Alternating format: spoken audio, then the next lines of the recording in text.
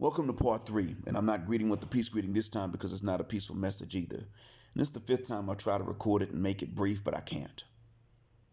I'm still listening to the one and only Cookie Monster's, her exposure, so to speak. But as I'm listening, I got to tell you, black folk, man, on a real. The so-called the so-called black conscious community of today has made authentic black awareness and black consciousness and pro-blackness not worth the sacrifice. I started being authentically and militantly pro-black 30 years ago. This is my 30th year.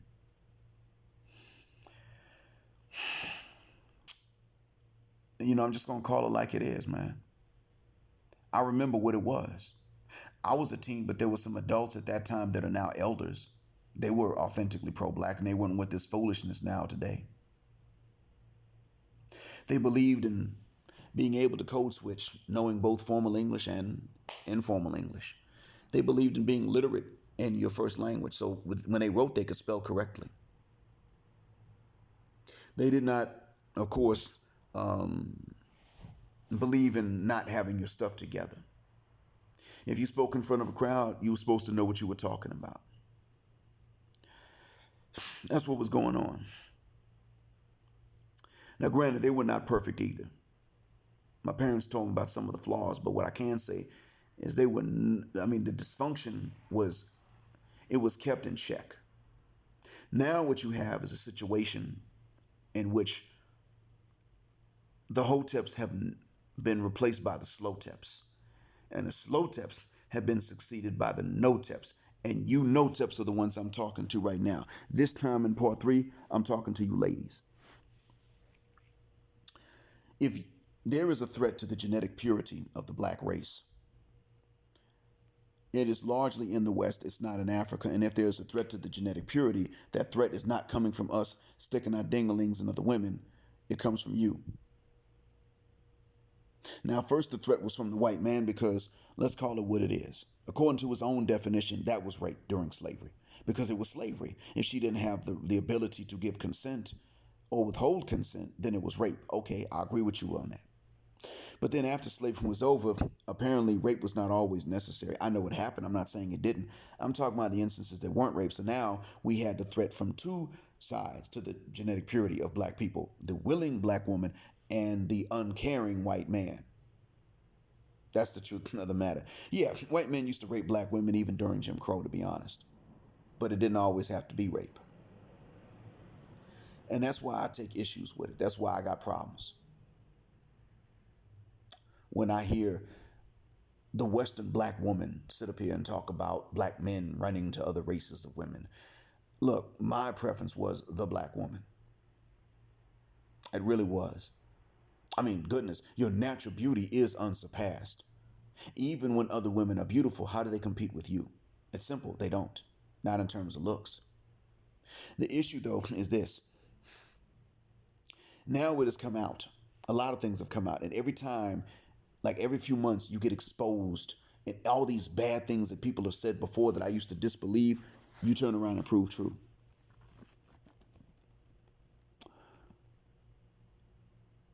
Yeah, it's bad. It's rough. I mean, Jason Roger Pope exposed a lot about you and what you really want. Later on, some of these white guys came along and exposed it. And I heard that there was actually some kind of series in porn that was dedicated to like the theme of white guys smashing black women with and doing so disrespectfully, racially disrespectfully.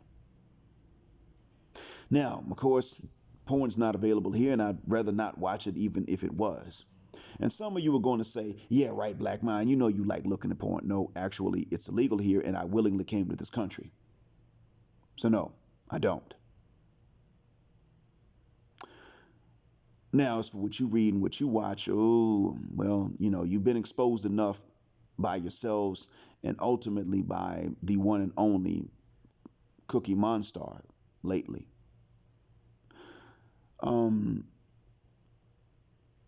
See, the thing that cracks me up is that she was going through these women's names about this stuff, and the women's names were so many. And then she goes to the men's names, and the men that were really involved in this dirty stuff were pretty much the ones that were not victims, pretty much Taz, Stupid Sly, and C Boogie. The other men she mentioned were also victims. But I don't know how many women's names she made. I lost count. I really did. That were involved in the doxing, not just being doxed, but in the doxing. So many names, it became a whirlwind trying to keep up with them. Cynthia G was talking that stuff, and we now know she wasn't living it.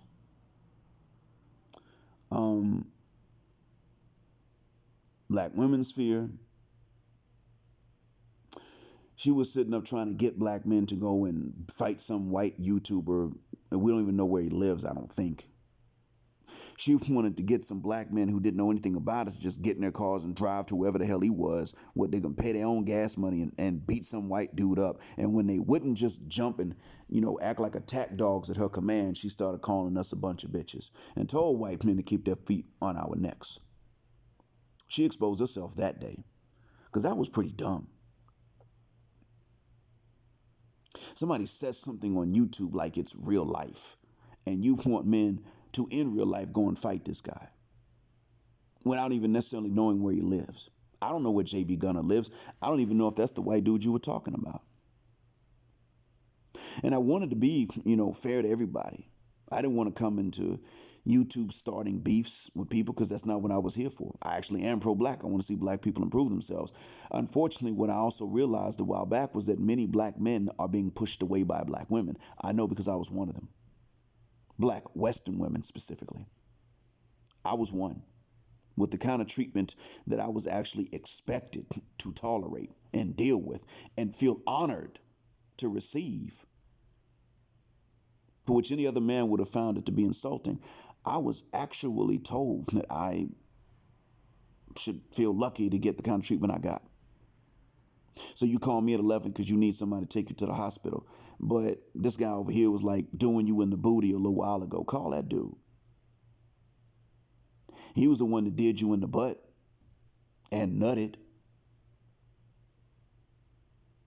Had you dripping cream pies in the toilet out your rear end. That was him. Why didn't you call him and take you to the hospital? To her credit, I can say she wound up marrying a dude later. No, I take that back. That was somebody else. I don't think he knows, though. And I'm not going to tell him.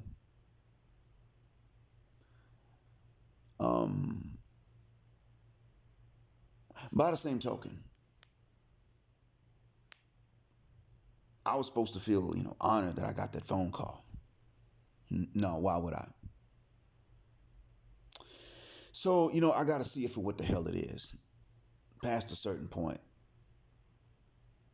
I mean, I'll never forget the night before I was supposed to travel, and I had a long drive ahead of me. I got this phone call, 10 o'clock. I left my purse in your back seat. Okay, what time are you leaving tomorrow? No, I need it tonight. Yeah, well, I need to sleep now because I got to drive. But early in the morning, I come bring it out to you. Oh, no, that's too early. No. See, you left the purse in the back seat. Didn't say nothing about it.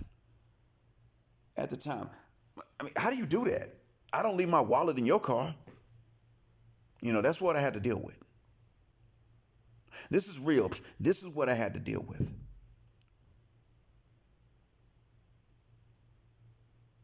And frankly, and I'm not the only guy. A lot of us guys had to deal with this. And ladies, what I want you to understand is that, yes, I'm bringing it back to the choices that you made with your vagina, because even though it's your vagina, you still are now complaining about the results of those choices that you made. And then those of you now in the black women's sphere, which is actually one of you, the name of one of you, was sitting up here and working with the worst of our men to dox innocent men and then blame them for stuff they didn't do. So this being said, I want you to understand that the number of you versus the number of men that were involved in this tells me a lot right there. I have always said the majority of black Western women, not black women on a racial scale, the majority of black Western women are scandalous. The black Western man is a mixed bag. I've always said that. And you just sat up here and proved it true. Others sat up and said, well, the black woman really wants the white man. I thought, really? But I wasn't even black enough. So what gives? Turns out that I wasn't white enough either. Jason Roger Pope proved that. And then some of these men that love you were sitting up and willing to blame us men for that. Well, y'all let him into the community. Yeah, but the women let him into the pussy. We didn't control that. I mean, they've always told us it's their choice. So it's their choice. So let them hold this L, not the men. We found out about this same time you did. The women knew about this a long time ago. It was the men that had to find out about it later on. So that being said, that was the exposure. Then, of course, after all this talk about black men should keep it with black women and Western black women at that. Don't go down to Latin America and find the Afro-Latinas. None of that stuff. No, keep it black, black, black, black, black. As if the African American is always 100% the darkest black person on the planet. But that's what we were told. And then what happened? After being told that, Serena Williams got married to that white dude and has a ninth of her wealth, and y'all celebrated. And Sierra talked about level up. And yeah, but you know what? I mean, that's not really a realistic scenario. She and he are both millionaires, but she still wouldn't have been with him if she hadn't had Future's kids first. So, you all do engage in this duplicitous mating strategy, and that's real. You got that from the white woman. Soon as birth control became readily available and abortions were legalized, that white woman went ham on that. They went ham on the few penises they all wanted. And that's the end of it.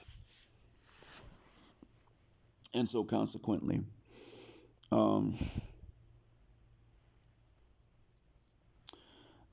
she taught this to you and you took it and you couldn't afford it. But the thing is, when you decided to take that method,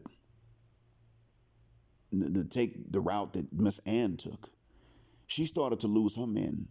And while she has tried to shame her man back, the fact remains that they have also sat down and talked with each other and said, we're losing our men, so we better go back to the traditional ways. And it's unfortunately too late, because the white men that are red pill have said, no, bitch, you should have done that beforehand. You should have stayed on that. But you didn't. But now what you're doing is you're looking at what she's done that's wrong, and you're saying we're going to do it because we're strong and independent, don't need no man. And then when she decides to do something that's kind of right, black men will be, or would have been, more willing to take you back under previous circumstances. And you said, you don't tell us what to do. We don't need your ass no way. And now that there's a pandemic, y'all need niggas. And I, for one, am not for this stuff. I am not for black men in the West staying with black Western women, because there are black women that are not Western, and they're better than you in most cases. In all honesty, even in the parts of Africa where they want a white man or a Chinese man, if they still marry a black man, they'll treat him better than you would. So I guess all I'm saying is that you've made being pro-black not worth it anymore. You drove the men away. And the same genitals you were willing to use to hold the community back, you would not use to propel it forward. So that being said, this is on you. Again, hold this L, and I am so glad that she exposed you all for what you all really were like. And that being said, I'm going to go ahead and retire, and I'm going to try to find a way to spoil the love of my life. So, ladies, as I bow out of this, after you all have been exposed by one of your own that you've weaponizing against men that have done nothing, let me go ahead and tell you what you need to hear the most.